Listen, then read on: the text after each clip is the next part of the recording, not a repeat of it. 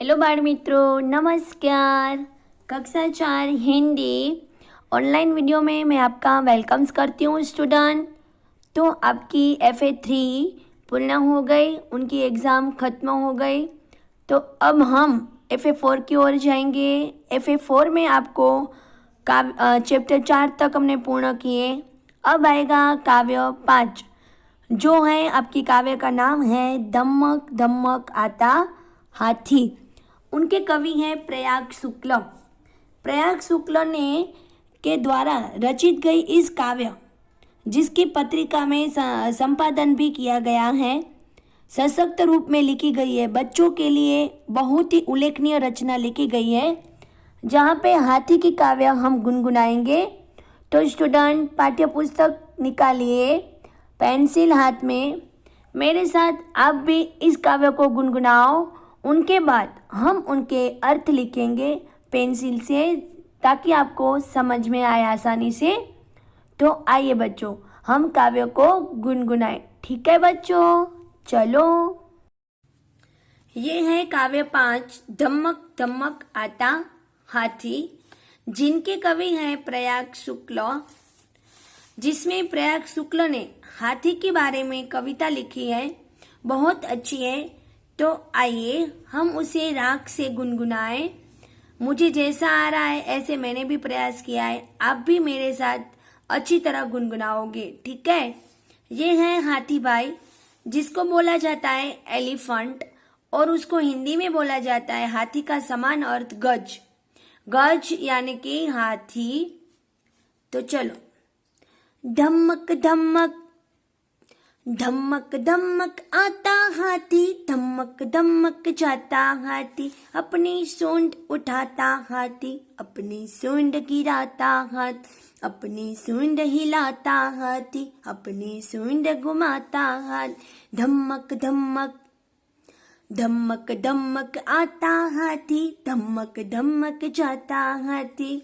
यहाँ पे धम्मक धम्मक यानी कि जोश, जो तेज होता है, एकदम जोश से। कैसे आ रहा है? ऐसे ठुमक ठुमक करके, जैसे जोश से आ रहा है। हाथी यानी कि गज।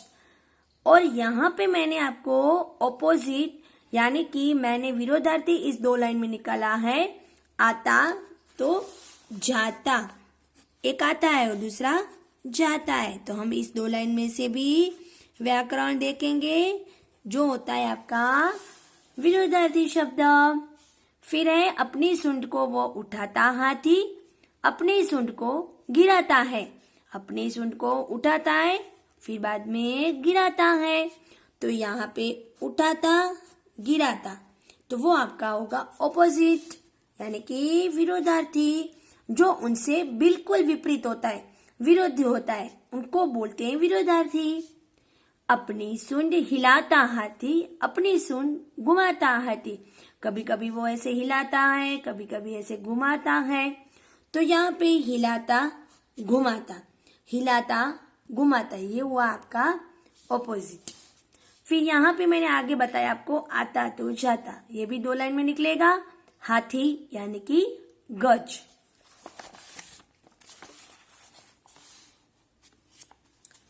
जब पानी में जाता हाथी, भर भर सूंड नहाता हाथी। जब पानी में जाता हाथी, भर भर सूंड नहाता हाथी।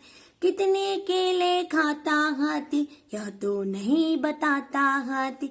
कितने केले खाता हाथी, यह तो नहीं बताता हाथी। धम्मक धम्मक धम्मक धम्मक आता हाथी, धम्मक धम्मक जाता हाथी। धम्मक धम्मक आता हाथी, धम्मक धम्मक जाता हाथी। हाथी क्या करता है? जब वो पानी में जाता है, तब सूंड भर भर के, अपनी सूंड में पानी भर के नहाता है। लेकिन उनको केले बहुत पसंद है, लेकिन वह बताता नहीं है कि वो कितने केले खाता है। धम्मक धम्मक आता और जाता, वो भी हमने आगे किया। यहाँ पे आएगा खाता तो पीता, एक खाता है तो दूसरा पीता है। तो हमने इसमें से बहुत सारे विलोम शब्द देखे हैं, यानी कि विरोधार्थी शब्द देखे हैं। वो भी आप अपनी पाठ्य पुस्तक में लिखते जाइए, यानी आपको आसान रहेगा लिखने में। ठीक है स्टूडेंट, अब आप भी अपने आप गुनगुनाओ। इस काव्य को पक्की करनी है जो एग्जाम में भी आपको काम आएगी। ठीक है बच्चों, थैंक यू।